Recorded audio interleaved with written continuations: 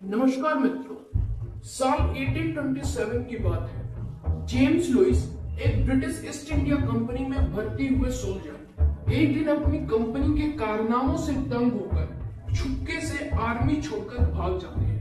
Undercover रहने के लिए ये अपना नाम बदल डालते हैं और वो करने निकल पड़ते हैं जो इनका असली पैशन था, ट्रैवलिंग। 2 साल तक इंडिया सब कॉन्टिनेंट में ट्रैवल करने के बाद साल 1829 में ये पंजाब के रीजन में पहुंचते हैं। यहाँ इन्हें अनजान प्राचीन शहर के खंडर मिलते हैं। इन्हें कोई आइडिया तक नहीं था कि ये रूम्स कितने पुराने हैं, किसके हैं, लेकिन क्योंकि इन्हें हिस्ट्री का बड़ा शौक, ये डॉक्यूमेंट करने लग जाते हैं कि इन्हें क्या देखा था। नोट्स लिखते हैं, ड्राइंग्स बनाते हैं। जेम्स लुइस के द्वारा ये बनाई गई ड्राइंग्स आप स्क्रीन पर देख सकते हैं। जेम्स लुइस इस बात से बेखबर थे कि उन्हें हड़प्पा का प्राचीन शहर खोज निकाला है। इसके करीब 100 साल बाद 1920s में ही था कि दुनिया को और जानकारी पता चली इस एंशिएंट सिविलाइजेशन के बारे में। जॉन मार्शल को एएसआई का डायरेक्टर अपॉइंट किया गया और उन्होंने इंडियन आर्कियोलॉजिस्ट की मदद से इन हड़प्पा के खंडरों को सर्वे किया। पता चला कि एक्चुअली में ये 5000 साल से भी ज्यादा पुराने हैं। इसी बीच इंडस नदी के किनारे एक और हिस्टोरिकल साइट का खोज हुआ, जहां पर ढेरों इंसानों की हड्डियां पाई गई और इस जगह को नाम दिया गया मोरिंजो-दारो, यानी the mount of the dead. पता चला कि इन जगहों पे दफन हुए एक ऐसे सिविलाइजेशन का सबूत है जिसके बारे में कोई कुछ नहीं जानता, और क्योंकि ये खंडर इंडस नदी के किनारे पाए गए सिविलाइजेशन को नाम दिया गया इंडस वैली सिविलाइजेशन। आज साल 2025 में हम बहुत सी बातें जानते हैं सिविलाइजेशन के बारे में। स्कूल की किताबों में पढ़ाया भी जाता है, लेकिन ये 2 चीजें अभी भी एक बहुत बड़ा रहस्य है। पहला है इन हड़प्पन लोगों की भाषा, जिस लैंग्वेज में ये लिखते थे। क्या मतलब है इन शब्दों का, कैसे इस राइटिंग को समझा जा सकता है। दूसरा, इस महान सिविलाइजेशन का अंत कैसे हुआ, क्या हुआ उन लोगों के साथ। आइए जानने की कोशिश करते हैं आज की इस वीडियो में।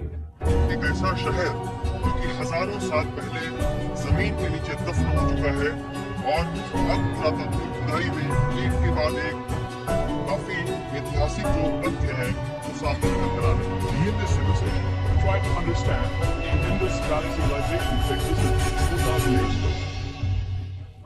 इंडस वैली सिविलाइजेशन दोस्तों एक ब्रॉन्ज एज सिविलाइजेशन थी जो आज के Pakistan, Afghanistan, north eastern India में लोकेटेड थी। टोटल अभी तक हमें 1400 से ज्यादा साइट्स मिल चुकी हैं। इनमें से कुछ इंडिया में रहा करती है। इंडस वैली के बराबर उस जमाने में बहुत ही कम सिविलाइजेशंस थी। इनके 3-4 इजिप्शियन, मेसोपोटामिया, चाइनीज। इन चारों में से चाइनीज सबसे रिसेंट थी, तो सबसे पुरानी सिविलाइजेशंस में इंडस वैली, इजिप्शियन और मेसोपोटामिया को ही गिना जाता है।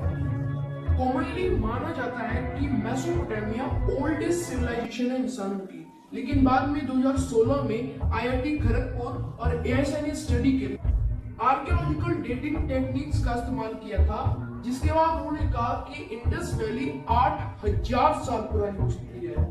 ऐसा एविडेंस पाया गया है कि फार्मिंग सेटलमेंट जो हुई थी वो 7000 BC में हुई थी। आज के दिन ये हरियाणा स्टेट में पाया गया है। उस समय ज्यादा शहरों की डेवलपमेंट्स नहीं हुई थी, बस एग्रीकल्चर टूल होते हुए देखे गए थे, पोल्ट्री होती हुई देखी गई थी। तो 7000 BC से लेके 5500 BC तक का जो समय है, इसे प्री हड़प्पन फेज बुलाया जाता है। आर्कियोलॉजिस्ट का कहना है कि अर्बनाइजेशन की शुरुआत 5500 BC के बाद से हुई थी, जब पब्लिक बिल्डिंग्स बनाए गए थे और ट्रेड रूट्स बनाए गए थे। 2600 BC तक की इनकी सभ्यता इतनी एडवांस हो चुकी थी कि इनके शहरों में मल्टी स्टोरेज बिल्डिंग घर बने हुए थे ईंटों के। जिन ईंटों का ये इस्तेमाल करते थे घर बनाने के लिए, उनकी स्टैंडर्डाइज मेजरमेंट होती थी, एक ही साइज की ईंटें होती। हर घर के अंदर टॉयलेट होता था, नहाने की जगह होती थी, ड्रेनेज सिस्टम होता था जहां से ड्रेन बाहर जा सके, सड़कों पर ढंग की नालियां होती थी, पब्लिक कुएं बनाए गए थे जहां से हर कोई पानी पी सके, डस्टबिन बनाए गए थे जहां पर हर कोई कूड़ा फेंक सके। अर्बन प्लानिंग के मामले में इनके शहर किसी आज के शहर से बेहतर होते थे, लेकिन हमें इनके बारे में ज्यादा कुछ नहीं पता क्योंकि हम इनकी लैंग्वेज नहीं जानते। ये देखिए 4000 से ज्यादा आर्टिफैक्ट्स पाए गए हैं। स्टोन स्लैब्स, कॉपर प्लेट्स जिन पर इनकी भाषा लिखी हुई है।